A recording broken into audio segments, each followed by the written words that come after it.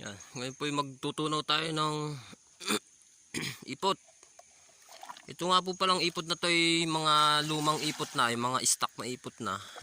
Ito po ay tinutunaw ko sa tubig para kahit paano mapakinabangan agad ng ating halaman. Dahil kung ito po ilalagay ko lang sa lupa na tuyo, ito po hindi pa ikinabangan ng halaman.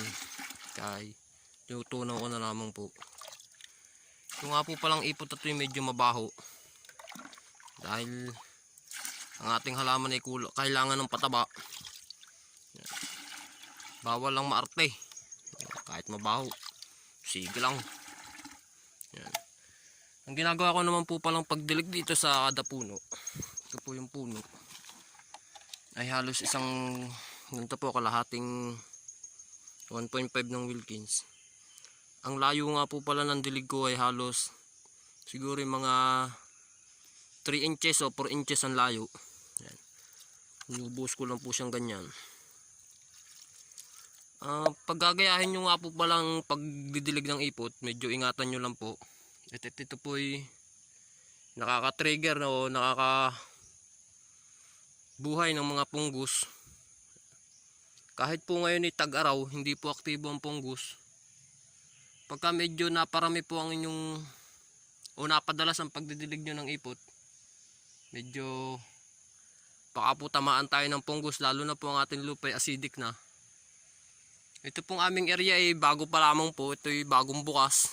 Ito ay first time pa lang po na halamanan. Kaya ang punggus po dito hindi aktibo. Medyo hindi pa siya aktibo ngayon. Dito po tayo ngayon sa ilog. Igib. Isang balde lang po ating kukunin ngayon. Medyo malayo. Ang kaya na yan kahit pa uti-uti lang. Ito ang ating ilog. Tayo nag-iigib. Medyo malayo. Buhay. Ang hirap na nag-iisa. Ito, nakagib na tayo sa balde. Kaunti nating didiligan ng ipot. Sa taktakan dito.